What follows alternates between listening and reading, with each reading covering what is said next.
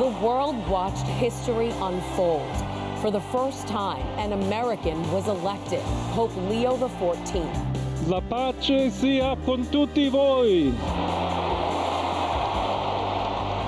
From first meeting the successor of St. Peter. Who is Pope Leo XIV and what kind of shepherd will he be? The crowds here are happy he's the one. I'm Michelle Powers. That's next. I'm Katie Vasquez, and I'm with Diocese of Brooklyn in St. Peter Square, and I have their first thoughts. To a series of firsts. 101. Io ti battezzo. La pace sia con voi. A new voice, a new papacy has begun to take shape. You could see the missionary side of his personality. It's a new adventure for us. The bells, the joy that still echoes around the world. Right now, 1 year later, a look back at the Holy Father from Chicago and the path ahead.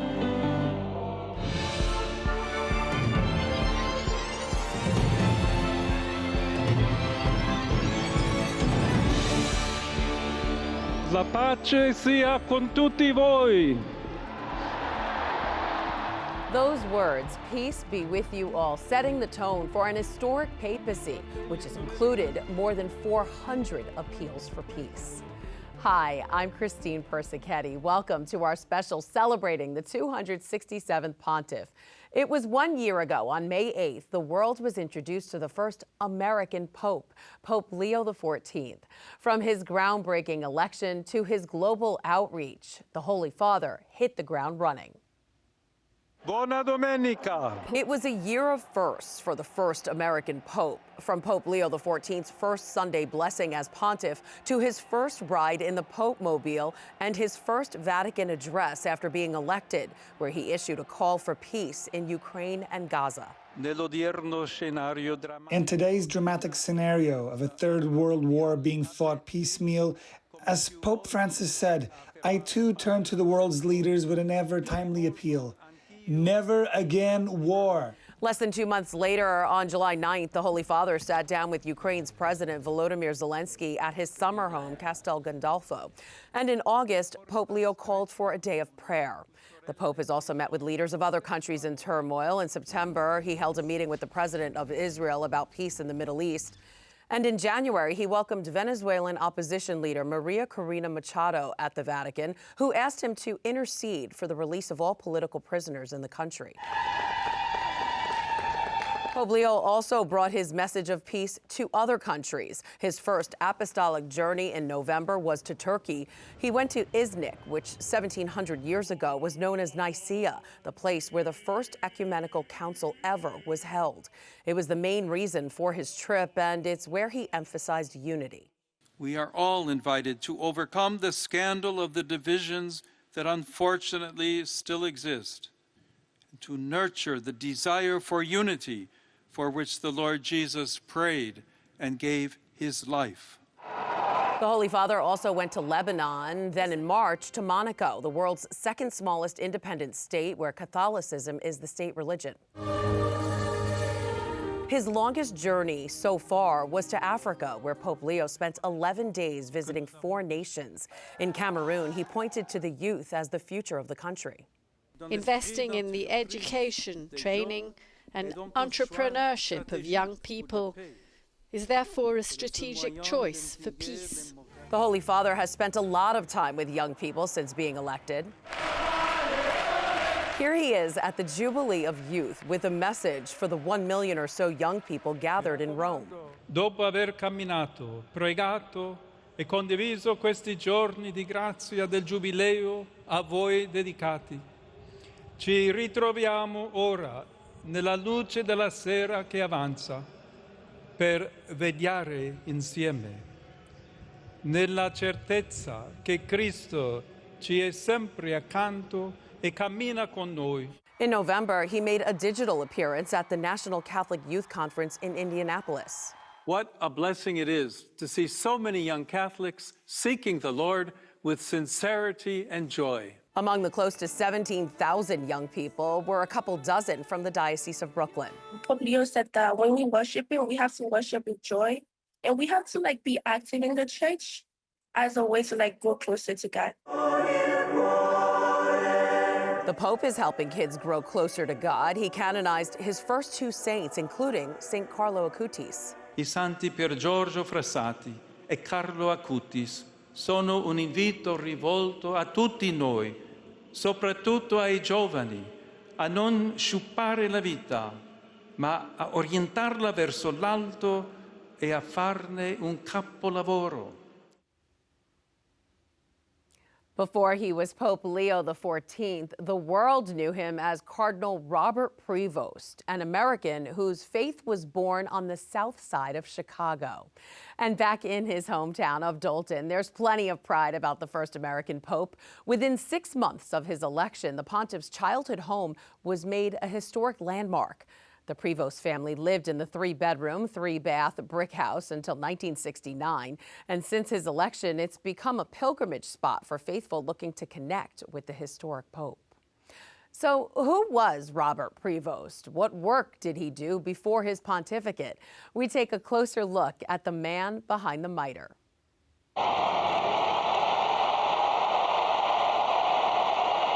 The first American pope, Pope Leo XIV, born in Chicago, Illinois, raised by a father with French and Italian roots and a mother of Spanish descent.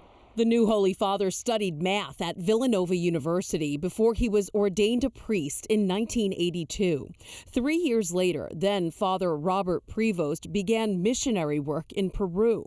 He returned to the States and then went back to the South American country a couple years later.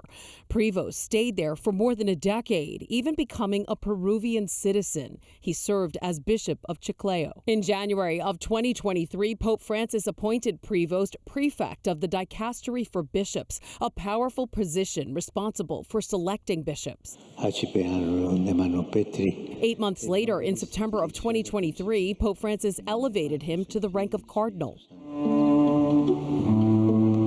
The 69-year-old is the first Augustinian pope and actually led the religious order for more than a decade as their prior general. Pope Leo XIV is considered an experienced leader and is expected to build upon Pope Francis's reforms.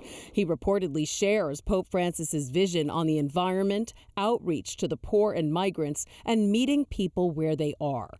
The new pontiff also supported his predecessor's decision to allow divorced and civilly remarried Catholics to receive Holy Communion.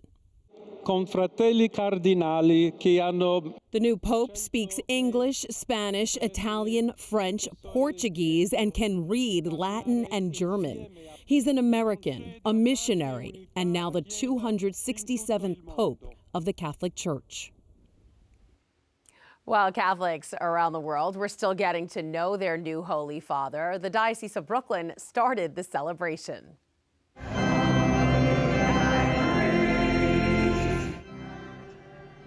Bishop Robert Brennan celebrated a Mass of thanksgiving and prayer for Pope Leo at the Cathedral Basilica of St. James.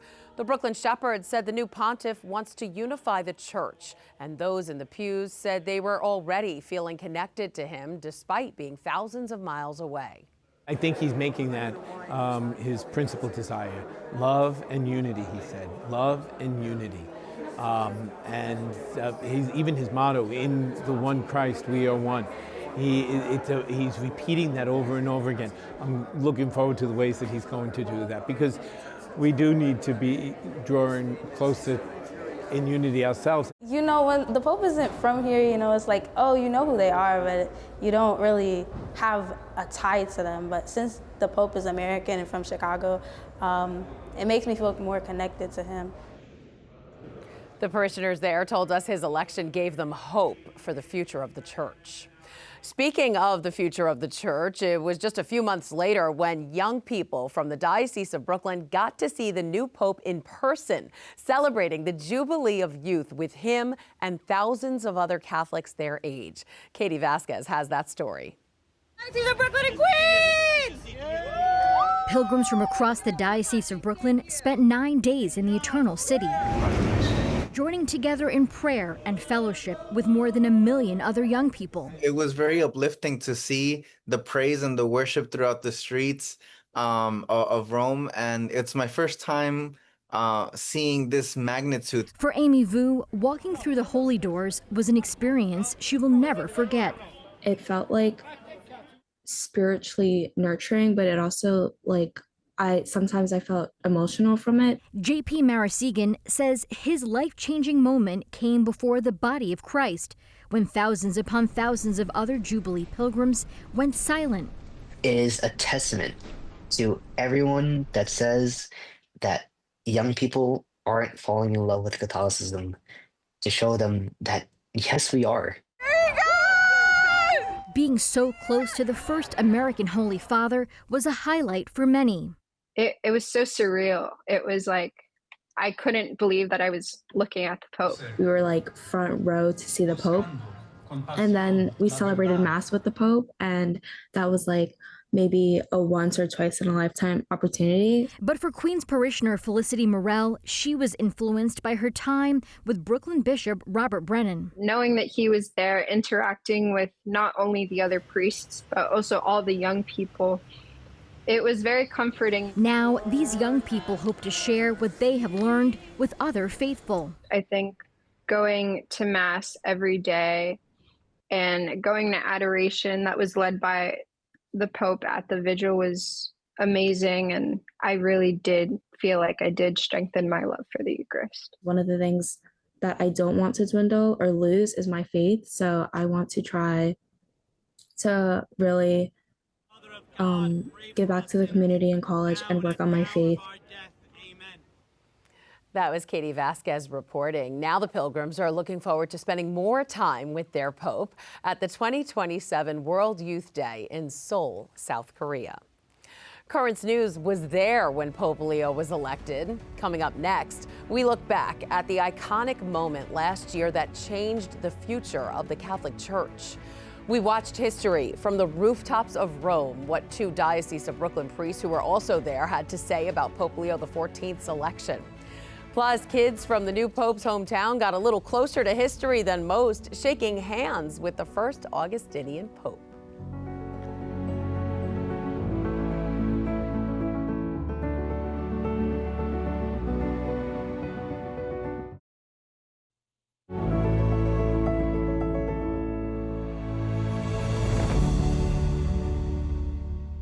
Welcome back to this special celebrating the first American Pope.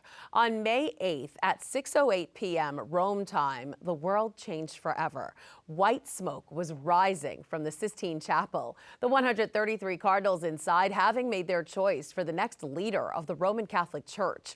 The man who would step out on the balcony of St. Peter's was considered by many an unlikely choice. At first, because American cardinals from the New World usually arrived too late to Rome to even vote.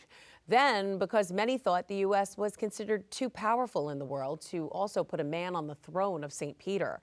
But Cardinal Robert Francis Prevost defied those odds. Michelle Powers looks back at the moment his name echoed across St. Peter's Square. Just after 7 o'clock, the words Habemus Papam echoed across Vatican City, followed by a thunderous applause. Habemus Papam. As the world met their new Holy Father, who stepped out on the balcony as Pope Leo XIV. La pace sia con tutti voi. But just hours ago, he was known as Cardinal Robert Francis Prevost, prefect of the Dicastery for Bishops and president of the Pontifical Commission for Latin America. He was chosen 2 days into the conclave, and he's the first pope from the United States. For hours, thousands waited, their eyes fixed on the Sistine Chapel chimney. When the white smoke finally came, bells rang and emotions overflowed. Just tears. I couldn't believe it was today. I can speak. I'm so excited, you know. It's so cool to have someone in the throne of St. Peter that grew up like us and understands us. The Pope's first message from the balcony struck a chord, calling for the Church to build bridges and engage in dialogue. That was Michelle Powers reporting. Brooklyn Bishop Robert Brennan was with us here on Currents News when Pope Leo was elected, and he joins us now again about 1 year later to talk about the Holy Father's pontificate so far. Bishop, nice to see you. Nice to see you, Christine. So about a year ago when we were here on Currents News, we were talking about how the fact that Pope Leo is a missionary, that was something you thought was really great. So talk about how do you think that has shaped his pontificate so far? Well, it it shows itself, first of all, in his concern for the poor. His first apostolic exhortation was a letter, Dilexite, that God loves, blessed are you, I love you, God loves you. And when he says that, boy, he has the creds to stand behind it, because he did go out himself. He did become poor. I visited mission territory. He lived it, and he continues to do it. The second thing is, again, about going out. Wow, how impressive was his trip to Africa? I think it was like 11 days. It got to a point, I said, is he still there? He's still there. But you could see the missionary side of his personality in making that trip and announcing the gospel. And really an impact. You saw, I don't know if you saw the video of the little boy running alongside of him, as he really made an impact there. So he started his papacy. I think the first thing he said when he came out to everybody at the Vatican was, peace be with you all. And that has been a huge part of his pontificate so far. He actually made headlines along with President Donald Trump because of his opposition to the Iran war. And you wrote a letter to the tablet, and you had mentioned that the Holy Father speaks not as a politician, but as a pastor. He's just spreading the gospel, isn't that right? Exactly. So it was really a letter to all the faithful. And, if it was the media, people were looking for sound bites and to enter into the fray. But, he didn't enter. He purposely didn't take the bait. He didn't enter into that. He said, in his own words, I'm a pastor, not a politician. When he was elected, the Jubilee of Hope was already underway, and I know you went to the Jubilee of Youth with a lot of the young people here in the diocese. How does he connect to the young people? What kind of message resonates with them? He's been very good at connecting with young people. First of all, he himself is young. He is young, yes. It's been a long time. Since we've had a young pope. John Paul II, in the beginning of his pontificate, was young, but then, of course, he grew older. And it's amazing how God works through the different popes. So it was inspiring to see him walking, leading the crowd with the cross, and then climbing the stairs with them. So there's something visual that you see. And I think that people of all ages, but particularly the young, can identify. And you could see the young all around him. So we mentioned previous popes, and a lot of people wondered when Pope Leo was elected, how will he fill the shoes of Pope Francis? So what are some things he might have kept, and what are some things he's made his own? Yes, I remember the days before his election, people asking, do you hope it'll be, or do you think it'll be somebody like Pope Francis? And my answer, kind of shockingly, was, I hope not. You want somebody who's going to be his own person. And Pope Leo was his own person. But very much continuing the legacy of Pope Francis. He's continued it certainly through that Jubilee of Hope, through that the completion of the Synod. His letter on the poor was really a letter that Pope Francis had started, but that he made his own. Even the choice of his name, Pope Leo XIV, he chose that name after Leo XIII, who was really the Pope of the social gospel.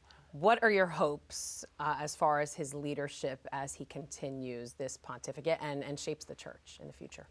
I hope he continues to call us, to draw us to a deeper friendship with Jesus Christ.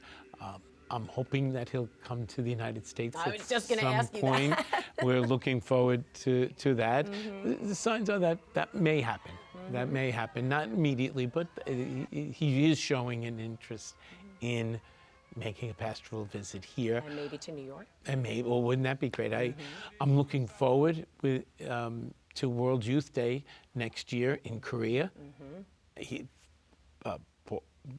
Pope Francis invited us to Korea, but Pope Leo will take us to Korea, and that will be an exciting time. We'll go and have a nice sized delegation from here in Brooklyn and Queens. So yeah, it's usually a lot of young people come from Brooklyn and Queens.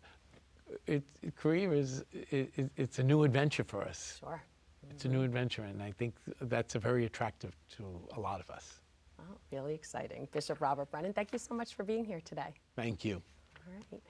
Clergy from the Diocese of Brooklyn were among the thousands in St. Peter's Square to greet our new Pope. It was a day they will never forget. We have a Pope. Habemus Papam. Current News got a bird's eye view of St. Peter's Square on the day the Pope was elected atop the Dicastery building with Monsignor Kwang Pham and Father Will Kingsley Undi.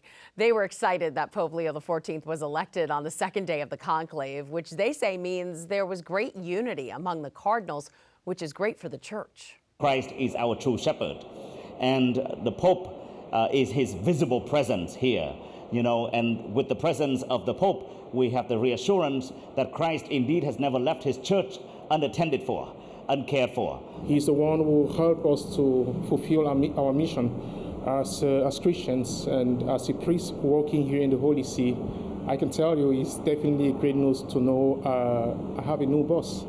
Both men said they were excited and happy to meet the new pontiff and looked forward to working with him.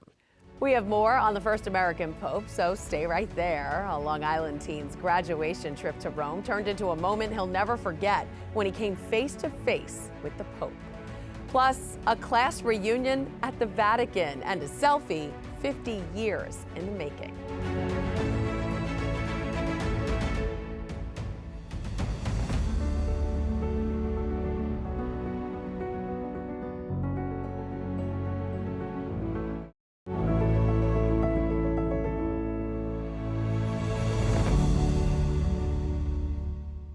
We are celebrating 1 year of Pope Leo XIV, and ever since he appeared on the balcony of St. Peter's, he's been connecting with people of all ages.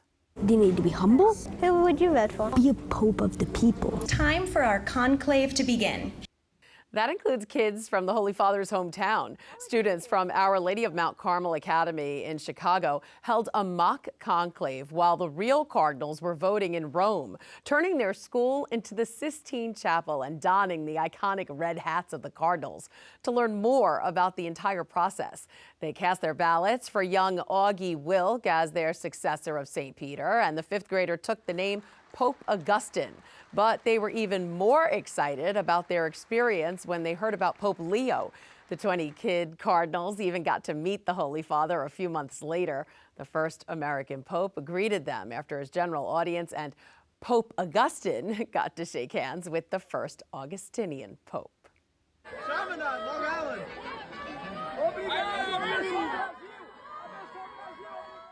And the conclave kids weren't the only ones who got close to the Holy Father. Back in August of 2025, Harrison Voorhees went on a trip to Rome as an early graduation gift, and the student from Long Island Chaminade High School found himself inches away from the Pope as he rode through St. Peter's Square after his general audience.